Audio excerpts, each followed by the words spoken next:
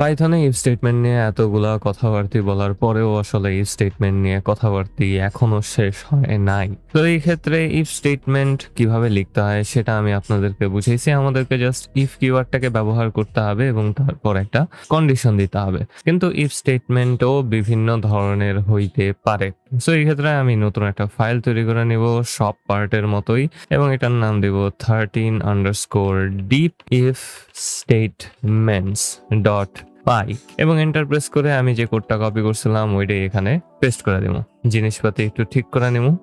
এই ক্ষেত্রে আমার কাছে একটা লিস্ট ছিল যেটার ভেতরে কিছু ফুডের নাম আমি লিখে দিছি এবং নিচে আমি ফেভারিট নামক আরেকটা ভ্যারিয়েবল নিয়েছি যেটার ভেতরে আমার ফেভারিট ফুডের নামটাকে আমি লিখে দিছি স্ট্রিং আকারে এবং তারপর আমি আমার ফুডস লিস্টের ভেতর দিয়ে একটা লুপ চালাইতেছি এবং প্রতি লুপে আমি চেক করতেছি যে ওই ফুডটা যেটা আমাদের এই ফুড ভ্যারিয়েবলের ভেতরে আছে সেটা কি আমাদের ফেভারিট ফুড কিনা এবং সেটা আমরা করতে পারি কিসের মাধ্যমে, ইকুয়ালিটি অপারেটরের মাধ্যমে এবং একটা ইফ স্টেটমেন্টের মাধ্যমে। জাস্ট ইফ স্টেটমেন্ট লিখবো, তারপর একটা কন্ডিশন দিব এবং তারপর কোলন দিব। কোলন দেওয়ার পর আমাদের অবশ্যই ইনডেন্ট করতে হবে। যদি আমাদের এই কন্ডিশনটা সত্যি হয় তাহলে প্রিন্ট হয়ে যাবে আমাদের ফুডের নাম ইজ মাই ফেভারিট, আর যদি তা না হয় আমাদের ফুডের নাম ইজ ওকে। হোয়াট ইফ আমরা এখানে আরো অন্য কিছু চেকিং করতে চাই, লেটস সে সেকেন্ড ফেভারিট ফুডটা কি আমার। তো এই ক্ষেত্রে আমি এখানে সেকেন্ড ফেভারিট নামক আরেকটা ভ্যারিয়েবলকে নিয়ে নেব যেটার ভেতরে আমি লিখে দিতে পারি পাস্তা এবং আমি এটাও চেক করতে চাই যে আমার সেকেন্ড ফেভারিট ফুডটা কি আমাদের এই ফুডস লিস্টে আছে নাকি নাই। তখন আমরা কি করতে পারি, আমরা কি এখানে আরেকটা ইফ স্টেটমেন্টকে দিয়ে দিব?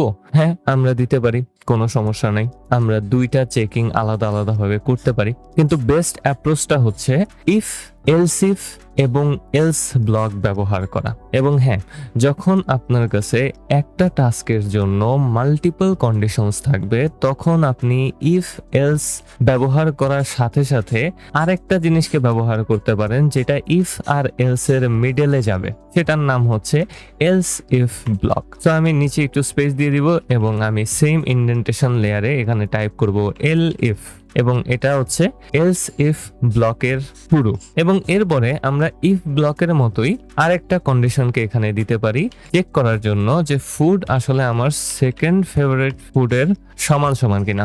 যদি হয় তাহলে আমি এখানে একটা কাজ করতে পারি। সো এই ক্ষেত্রে আমি উপরের প্রিন্ট স্টেটমেন্টটাকে কপি করে নিব, নিচে পেস্ট করে দিব, মেলা কাহিনী হয়ে গেল, বুঝলাম না কি লেখা। এবং তারপর এখানে আমি লিখে দিব is my second favourite food.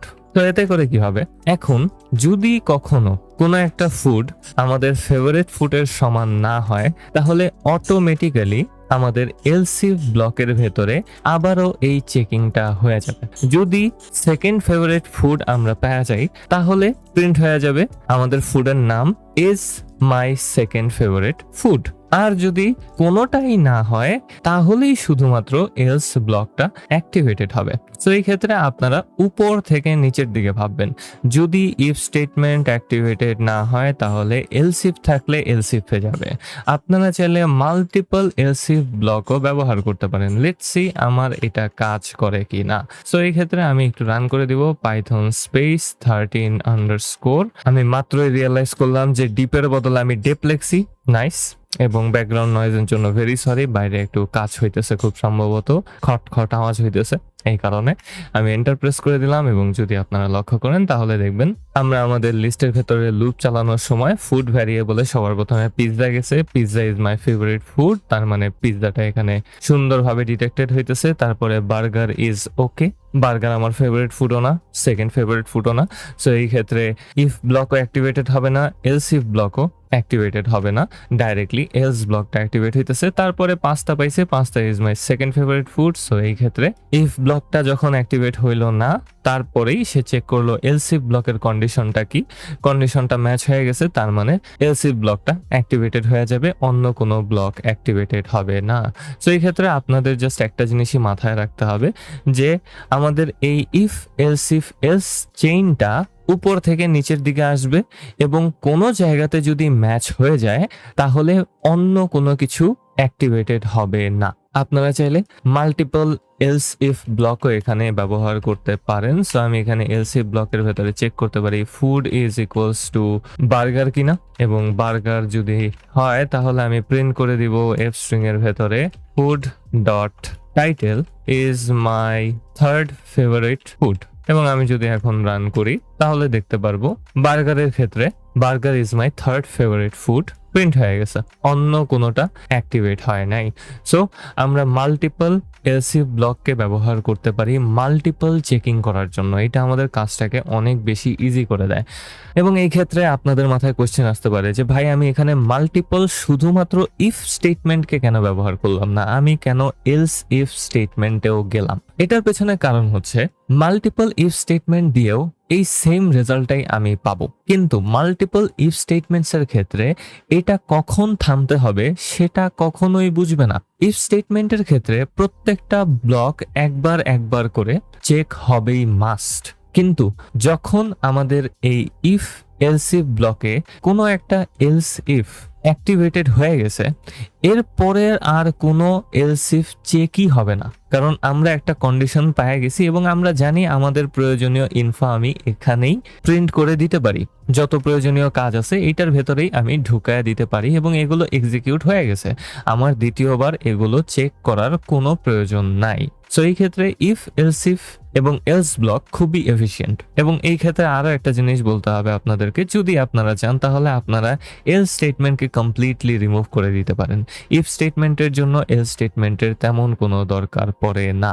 Else স্টেটমেন্টটা শুধু এটাই বোঝায় যে কোনো কন্ডিশন যদি ম্যাচ না হয় তাহলে কি হবে।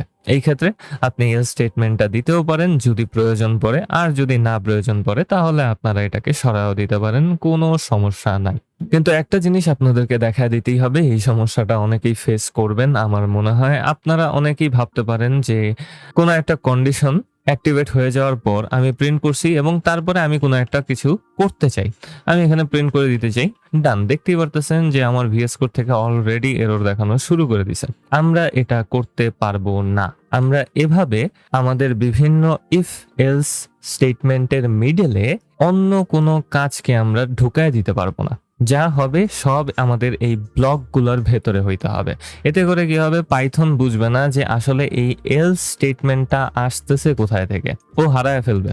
যেহেতু আমাদের এলস ইফ স্টেটমেন্টের পর আমি একটা প্রিন্ট ফাংশনকে ব্যবহার করছি, এলস স্টেটমেন্টটা এখন কোনো একটা কন্ডিশনকে ম্যাচ করার চেষ্টা করবে যেটা হয় নাই, কিন্তু এলস স্টেটমেন্টের আগে তো কোনো কন্ডিশনই নেই। তো এই ক্ষেত্রে পাইথন পুরোপুরি হারায় ফেলবে। লেটস সি এরর কি দেখায় আমাদেরকে, এবং আমাদের এখানে দেখানো হইতেছে ইনভ্যালিড সিনট্যাক্স। তার মানে আমরা এখানে ডাইরেক্টলি একটা সিনট্যাক্স এরর করছি, এই জিনিসটা আমরা করতে পারবো না।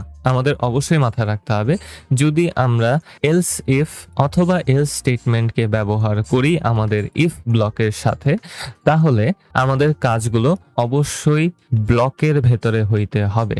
দুইটা চেকিং এর মিডল বরাবর আমরা এক্সটার্নাল কোনো ওয়ার্ক করতে পারবো না। এটা শুধুমাত্র পাইথনে না, এটা সকল ধরনের ল্যাঙ্গুয়েজই আছে ভাই। আজকে আমার ভয়েসটা একটু বেশি মোটা শোনা যেতেছে, আজকে সকাল সকাল কাজ করতে বসছে তো নিজের ভয়েস নিজেই চিনতে পারতেছি না, এন্ড বাইরের খটর খটর আওয়াজে খুব ডিস্ট্রাক্টেড হইতেছি খুব। এবং পরবর্তী জিনিস নিয়ে কথা বলার আগে আপনাদেরকে একটা কোশ্চেন রেখা যেতে চাই। আমাদের এই ফর লুপের দিকে একটু তাকান।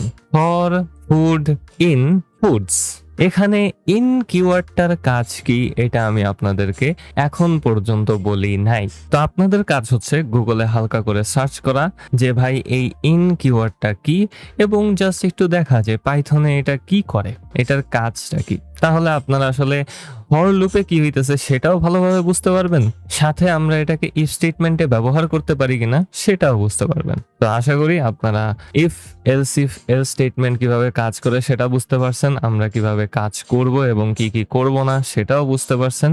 এখন আমরা কিছু স্পেশাল জিনিসপাতি সম্পর্কে শেখা শুরু করতে পারি, যেগুলো পাইথন কোডিং এ আপনাদের জীবনের সাথে ওতপ্রোতভাবে জড়িত হয়ে যাবে এবং এগুলা থেকে মুক্তি পাওয়ার কোনো উপায় আপনাদের কাছে থাকবে না। সো যদি ভিডিওটা ভালো লেগে থাকে একটা লাইক করেন, একটা কমেন্ট করেন, একটা সাবস্ক্রাইব করেন, কারণ সাবস্ক্রাইব করলে আমার ভালো লাগে, আমার মনে শান্তি লাগে। পরবর্তী পার্টে আমরা এগুলা শিখতে যাইতেছি।